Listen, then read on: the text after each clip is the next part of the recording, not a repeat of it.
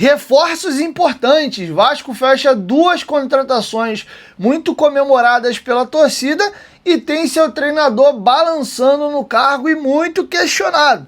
O aproveitamento dele não é bom. A gente vai falar bastante do técnico Fernando Diniz. E vem mais. A janela do Vasco não está fechada. A janela vai até o dia 3 de março e o Vasco ainda vai fazer alguns movimentos, tanto de chegada como ainda assim uma grande necessidade de saídas. Eu vou chamar a vinheta e após a vinheta eu trago essas e outras informações.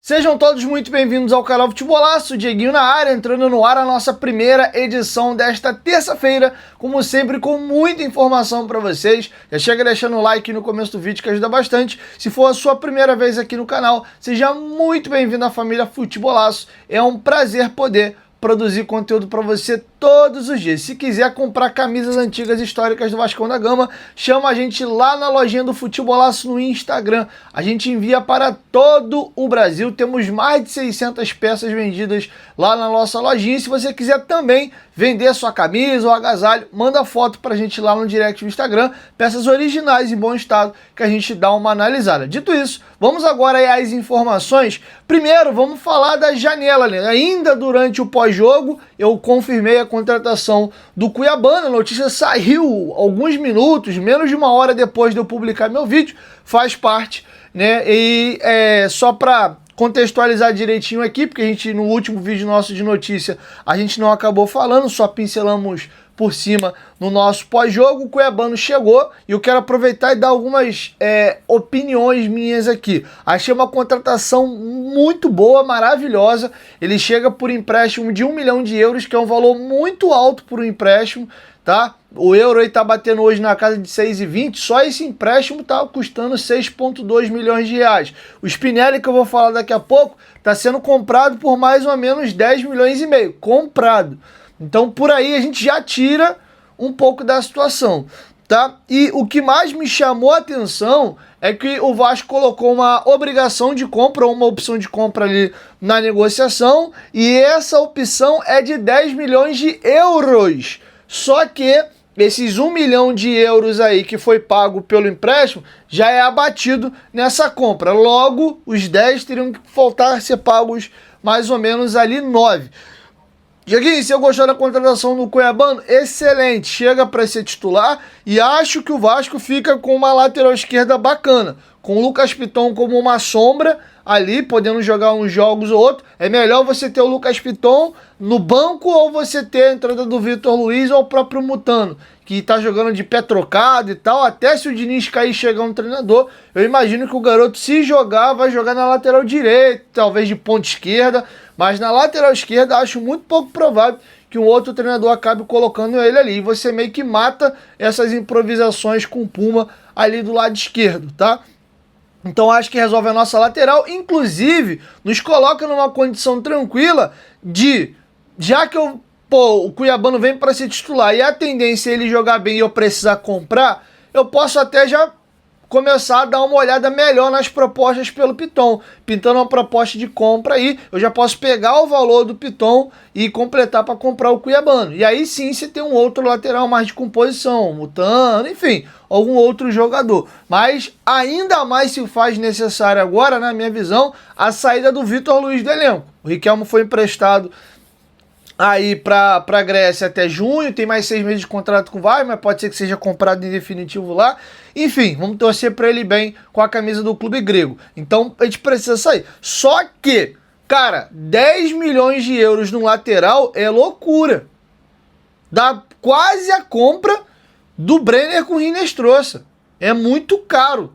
Se der para costurar melhor isso aí, negociar essa situação melhor com o Nottingham Forest daqui a um ano, cara, é o ideal. Parece até que os caras botaram um valor para não comprar. É tipo assim, Cuiabano queria vir, meio que, pô, falou que queria, eles não estavam usando o Cuiabano mesmo lá, e aí jogar ele para um outro clube do grupo. Beleza, cara, vai, fica aí mais um ano no Brasil. Toma uma multa de 10, porque se ele arrebentar, Cuiabano é novo. Aí, de repente, ele vem mais pronto pra gente de vez aqui pro Nottingham ou pro outro clube da rede, né? Eles têm o grupo do Evangelos Marinax, eles têm o Olympiacos na Grécia, tem o Rio Ave lá em Portugal. Então vai que não é isso, porque 10 milhões de euros num lateral eu acho loucura. Gosto dele, mas é muito dinheiro, tá? Então eu quero fazer essa ressalva e essa observação, mas a gente tem que viver um dia de cada vez, a gente não sabe se ele vai render aqui o esperado, então vou comentar essa situação de momento. Achei uma senhora contratação. E, de novo, um empréstimo caríssimo, tá? 1 milhão de euros a confirmar mesmo, informação do Vene Casagrande foi dos valores, quem confirmou que o negócio estava fechado foi o Luiz Amadeu do Boteco do Amadeu, tá? Achei muito cara a transação, mas, tecnicamente falando, acho que é uma senhora contratação que muda o patamar do time do Vasco, tá? Cláudio Spinelli. O Cláudio Spinelli tá fechado, foi contratado, compra em definitivo, os valores variam entre 2 a 2 milhões e 400 milhões de dólares para comprar o atacante argentino / italiano, né? Porque ele tem dupla nacionalidade. Ele faz 29 anos de idade nessa temporada, ano passado viveu o melhor ano da carreira, 50 jogos, 28 gols, 2 assistências, é um cara que tem uma carreira meio parecida um pouco ali, se manter essa alta agora e desandar fazer gol, vai ser um jogador comparado ao Cano, ao Verratti, que estourou um pouco mais velho, não teve um começo de carreira muito bom, nem muito promissor, mas parece que agora se encontrou na carreira. Acho uma ótima contratação e do que eu vi do Brenner ontem, e eu quero ver muito mais, eu não acharia nenhum absurdo o Spinelli ganhar a posição não, e que seja assim, o Vasco tendo jogadores que um pode tomar a vaga do outro e a gente ficar bem.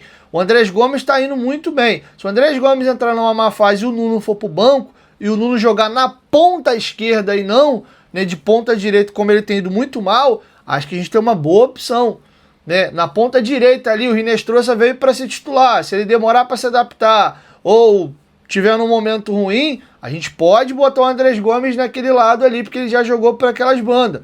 A gente tem opção. Se o Adson retomar um bom momento dele, também, tá? A gente tem 2 centroavantes de bom nível. Eu acho que a lateral esquerda também dá um salto, a lateral direita também ok, com Puma e com PH, são laterais de características diferentes. Eu acho que a gente precisa, eu vou bater nessa tecla sempre, e falta pra mim aquele zagueiro brabo no time do Vasco. Eu acho que ele até subiria de nível, os outros 3. Acho que o Cuesta podia render mais do lado de um zagueiro melhor. Acho que o Robert Renan poderia render melhor do lado de um zagueiro mais brabo e até mais experiente, dando uns toques nele aqui a colar. E o Saldívia para mim é incógnita, vi muito pouco, tá? Então preciso ver mais até para me formar opinião. Então, e um segundo volante. Acho que o Hugo Moura voltou a ter uma crescente, começou a render e ele é reserva. Acho que no jogo que o Barros não puder jogar, o Hugo Moura joga pontualmente na vaga dele ali. Eu acho que puder trazer um cara melhor com os dois, legal, mas é uma necessidade urgente contratar um primeiro volante? Não. Eu acho que é sim uma necessidade ainda um segundo volante. Porque o Thiago Mendes vem bem, mas é um jogador já de mais idade, não vai aguentar jogar todos os jogos, precisa ser substituído. O Tietê até teve um jogo um pouquinho melhor ontem, mas ainda não é aquele jogador que passa confiança, que inclusive coloca uma pulguinha atrás da orelha que se o Thiago Mendes demole ele pode tomar posição. O Jair é uma grande incógnita, tá com essa lesão no joelho e volta lá para maio, junho, a gente não sabe em que pé o Jair vai voltar, já tinha operado um joelho, agora operou outro. Então tem essa preocupação. Então acho que a volância ali da gente tá complicado. Eu acho que o JP, cara, ele, não sei, ele tem talento, mas é um moleque meio lento, meio sem força. Se ele não mudar, se ele não acordar e se ele não ganhar intensidade, infelizmente ele vai cair para aquela mesma via ali do Sforza, do Galdame, jogadores muito técnicos, mas que ficam pelo meio do caminho pelo que o futebol exige hoje, tá? Mas é jovem ainda, vamos ver, não vamos botar esse selo definitivo não, a gente tem que ver mais o JP, mas precisa acordar, mas acho que há um espaço a ser preenchido, e quem sabe até um cara melhor que o Thiago Mendes, e o Thiago Mendes ser esse jogador ali para brigar por posição, para entrar no segundo tempo, mas acho que não tem essas carências, acho que a meiuca ali começa a ficar interessante com o Coutinho Rojas e botando muito Coutinho com alerta desse tamanho na testa dele, porque pra mim, se ele não melhorar o nível dele, eu boto ele no banco sem nenhuma cerimônia, sem nenhuma cerimônia, acho que agrega muito pouco ao time do Vasco, ou tem agregado nos últimos meses, já do final do ano passado e esse início de temporada, apesar do gol do Maricá e o gol no jogo do Mirassol, eu tô olhando desempenho, não tô preocupado que esse cara fez gol ou não, beleza? Então é essa a situação. E o cara que comanda essa bagaça toda chama-se Fernando Diniz, ou que comanda por hora. O Vasco tem 6 jogos na temporada, 2 vitórias, 2 empates e 2 derrotas. Não é um desempenho nada bom, principalmente lembrando que a gente está em período de estaduais. E desses 6 jogos, só um foi jogo de brasileiro, teve um clássico com o Flamengo. Podemos dizer ali que de 6 jogos, 2 foram jogos grandes, né? Flamengo e Mirassol. Os outros 4 foram contra times de menor investimento do Rio de Janeiro. E ao todo, o Fernando Diniz, que chegou ao Vasco no mês de maio, estamos agora no início do mês de fevereiro, ou seja, nós estamos há 3 meses aí dele completar um ano comandando o Vasco. O Fernando Diniz tem os seguintes números: 48 jogos, 15 vitórias, 13 empates e 20 derrotas. O aproveitamento dele é de 40,2%.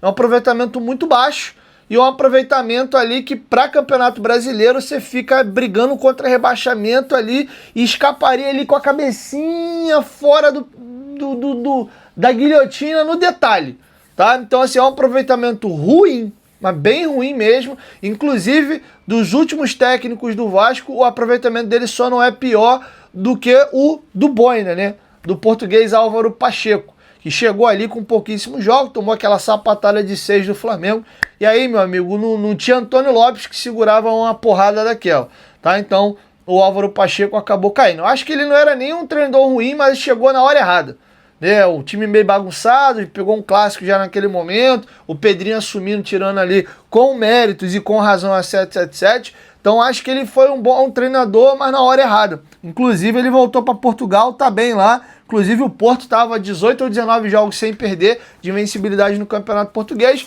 e perdeu por causa da pia do Álvaro Pacheco nessa última rodada do Campeonato Português agora. Mas enfim, então essa é a situação do técnico Fernando Diniz, tá? Ele está muito pressionado. Um pouco de parcimônia da diretoria, porque entende que a janela está aberta, o Vasco está contratando. Ontem o Rinestrosa, né, ou Marino, pra mim, cara, o nome Rinestrosa é tão bonito e diferente. Marino, parece o Marinho, né, é um nome meio comum, mas enfim, o jogador pediu. Acho que seria muito melhor o Rinestrosa, mas enfim, vai falar Marino aí, vai ter gente que vai saber nem quem é, principalmente quem não é torcedor do Vasco. Mas enfim, tem que sempre lembrar que ele pediu para ser chamado de Marino. Os caras acabaram de estrear, o Brenner também, o próprio Rojas, você vê que tem talento, mas tá entrando aos poucos no time, jogou mais no expressinho do que no time titular.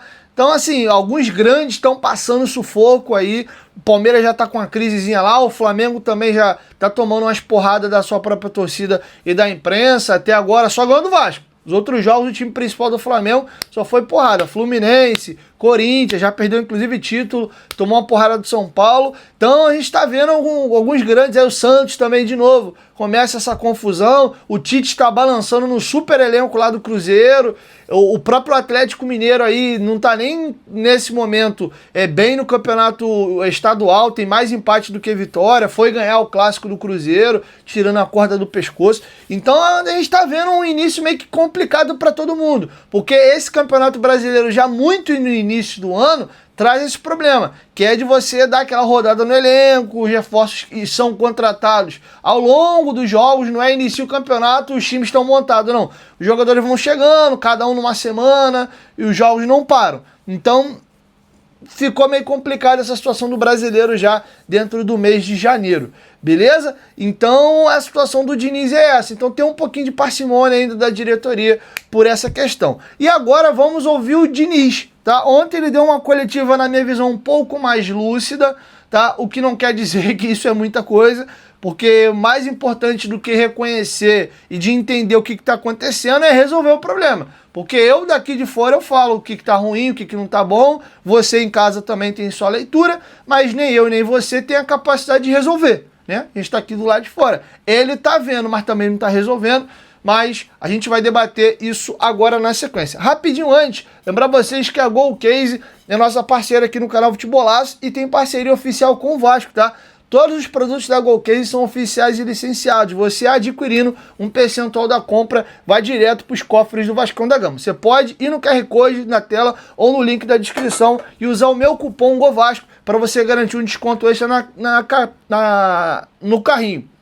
Comprou uma capinha, a segunda sai de graça, você pode personalizar, ó, com o nome e número, tem muita coisa legal. A gente sempre mostra alguns itens aqui, mas não é só isso. Dá uma olhada no site que vai ter mais coisa que vai te agradar. Tem copo de 1 litro 120, tudo térmico, tá? Garrafa aqui de 500 ml, temos também nossas garrafas de 950 ml, tem garrafa também de 750. Todos esses itens aqui tem várias estampas, não são apenas essas. Pô, Diguinho, já tem coisa do Vasco na Golcase. Cara, tem DC, tem Naruto, tem Marvel, tem Stranger Things, tem NBA, tem NFL, tem Ayrton Senna, tem muita coisa legal. A Golcase tem muita parceria com marca grande e que fazem aí produtos licenciados. Então você que é fã de outras coisas, você pode também pegar os produtos da Golcase de muita qualidade e adquirir. Tem mochila, tem mala de viagem, tem carregador de celular, carregador portátil. O que não falta lá é produto. E o legal que o meu cupom funciona para o site todo e compras acima de R$200 você parcela em 3 vezes sem juros. Golcase, parceira do canal Futebolaço. E agora, galera, caminhando para a reta final, vamos ouvir um pouquinho o tão cobrado, combatido, o técnico Fernando Diniz. Primeiro, ele foi questionado ali sobre o pedido de demissão e as vaias da torcida no estádio, como é que ele lidou com isso. Foi perguntado também por que o Rojas saiu, já que ele vinha fazendo um bom jogo, e comentar a partida que o David fez. O David fez um bom jogo ontem. E um dado curioso também, né? O Vasco finaliza pra caramba, cria, bola na trave, pênalti, perde.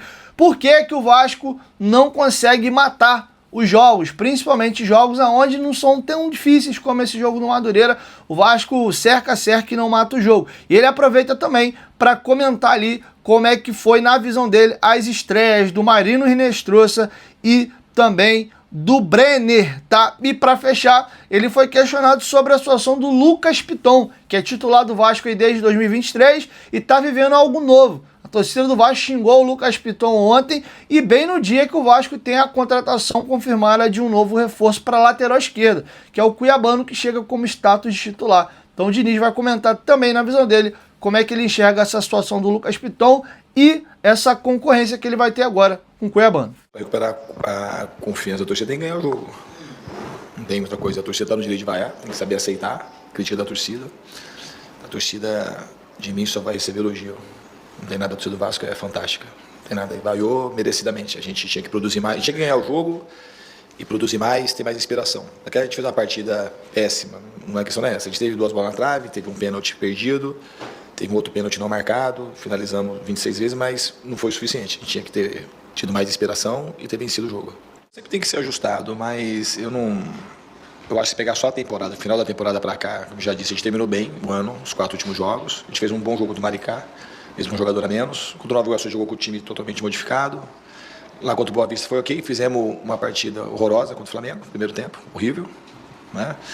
E contra o Mirassol a gente fez um bom jogo. Foi um jogo equilibrado, a gente teve chance de ganhar, chance de perder como perdeu ou de empatar, mas foi um jogo equilibrado que o time teve uma postura decente. Hoje, com as mudanças que a gente promoveu, a entrada do Brenner, para ver como é que no treinamento foi bem, mas ver como é que ele ia se sentir no jogo, do próprio Hinestrosa depois, o Rojas que está chegando agora. E uma coisa que a gente ainda vai se adaptar aos poucos é a perda do Ryan. Porque se a gente avaliar, o Ryan fazendo o que ele estava fazendo no ano passado, mas a tendência é que ele ia fazer mais coisas esse ano, a gente teria uma situação mais tranquila em termos de resultado. Isso é um fato que a gente não pode negar. E a gente agora vai se ajustar sem a presença do Ryan. Mas está chegando gente, a gente tem que treinar, tem que melhorar, mas é questão de tempo. Hoje era um jogo que, naturalmente, pelo que aconteceu no jogo, era um jogo de vitória. Não era um jogo, o Vasco não foi brilhante, mas era um jogo, pelo que produziu, era para vencer o jogo, pelo menos de 2-0. David, na realidade, nos treinamentos, ele começou a mostrar melhoria. É um jogador, já falei mais de uma vez, que eu gosto, e de fato ele entrou muito bem hoje. E o Rojas era um dos jogadores que estava também tempo sem jogar, e foi uma questão física mesmo. Tá? A gente não sabe se ele vai jogar ou não na quinta-feira, mas então a gente tem que pensar no jogo da Chapecoense também. Eu acho que assim, era esperado. O Brenner e o Hinestrosa, tanto um quanto o outro, já faz tempo que não joga. Eles chegaram, eles colocaram à disposição no treinamento. Eu achei que era ok. E eu acho que são jogadores que têm muita qualidade e a gente espera que rapidamente eles consigam entrar na melhor forma. Mas de qualquer jeito foi bom eles poderem ter estreado, sentir essa atmosfera de São Januário, o gramado que eles vão jogar muitas vezes. E a tendência é de melhora para os dois. Eu acho que jogar em time grande é isso. O Piton é um jogador que vai amadurecendo, é um jogador muito técnico, é um jogador que tem muita assistência aqui no Vasco para gol, que foi muito importante em muitos momentos.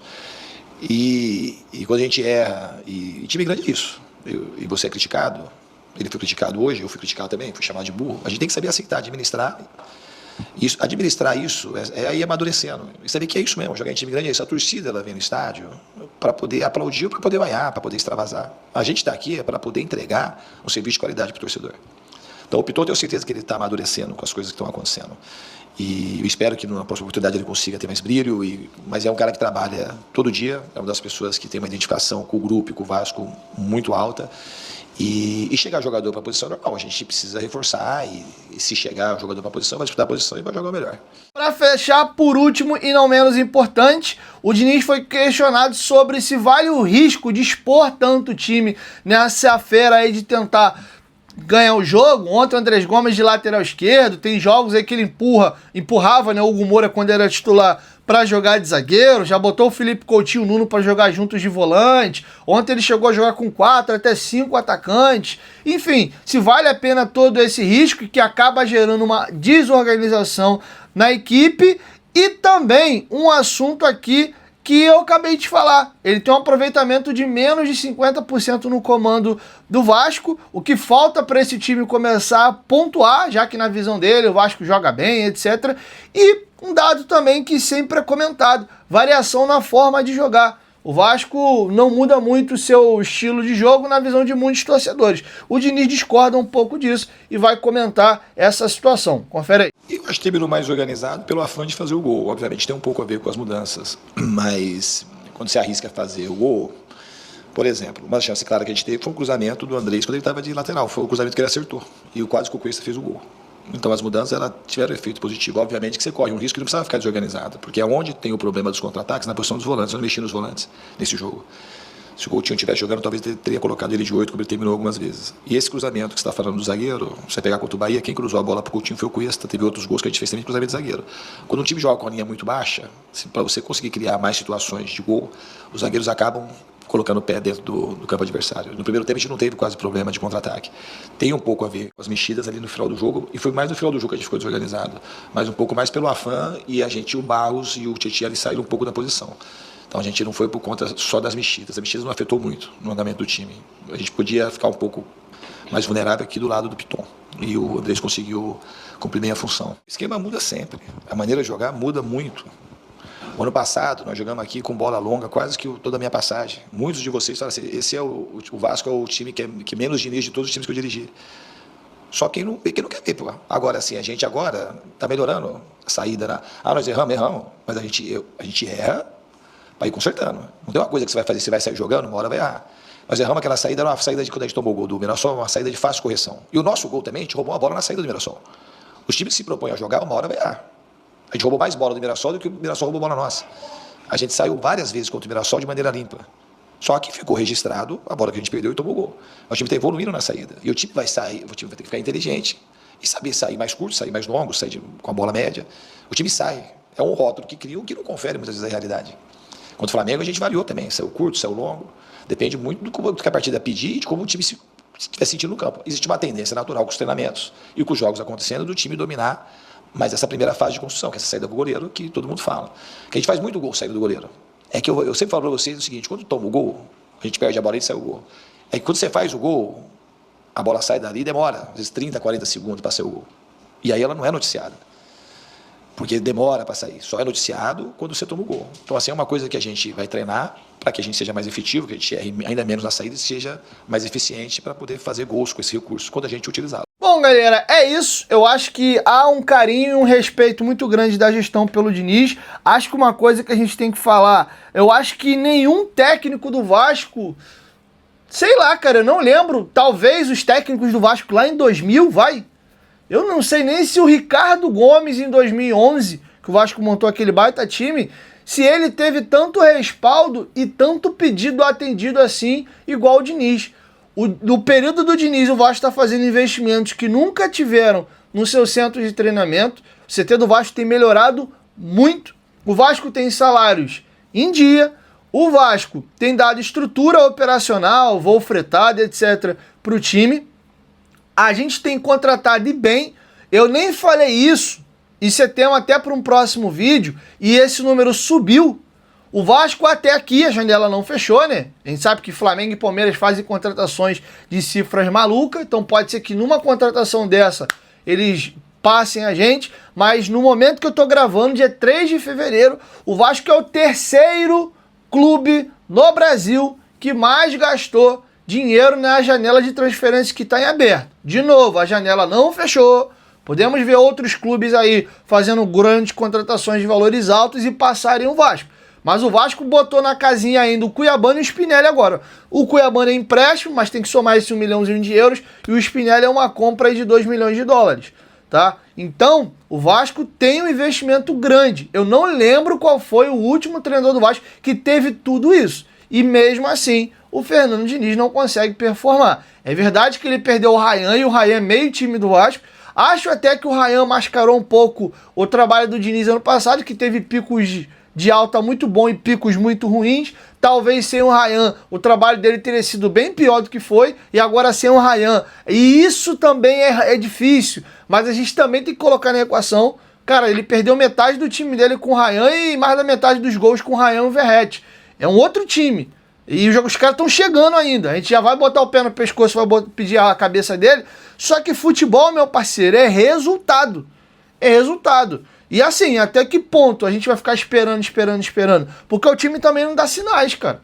E isso é importante a gente frisar. Mas não acredito que o Diniz está balançando tanto assim no cargo, por todos os motivos que eu narrei, principalmente pensando com a cabeça do Pedrinho, do que de fato ele mereceria. Eu não tenho dúvida nenhuma que se fosse um outro treinador já tinha caído. Mas por ser o Diniz, essa relação com o Diniz e a visão que o Diniz e a comissão têm dele, eu acho que ele vai perdurar mais tempo no cargo do que qualquer outro treinador. Agora, se ele emburacar uma sequência braba agora, que a gente vai entrar nas fases de mata-mata do Carioca e jogos de brasileiro, aí, meu amigo, não tem treinador, não tem boa vontade no mundo que segura ele no cargo, tá? Mas eu ainda acho que o Diniz, não sei que tome um totó muito feio da Chapecoense em São Januário, mas eu ainda não acho, não é minha vontade não, tá? Isso é feeling. Eu não acho que por parte da diretoria o Diniz esteja balançando tanto no cargo assim. Acho que abre um sinal de alerta, os caras começam, e aí, meu irmão, me dá um sinal de vida aí. Acho que pode estar nesse nível, mas de que ele tá balançando e pode cair a qualquer momento, eu acho que não. Pela torcida, já tinha até caído, ou por a maior parte. Ainda tem defensores do Diniz na trincheira. Beleza? Tamo junto, saudações vascaínas e até a nossa próxima edição. Valeu! Fui!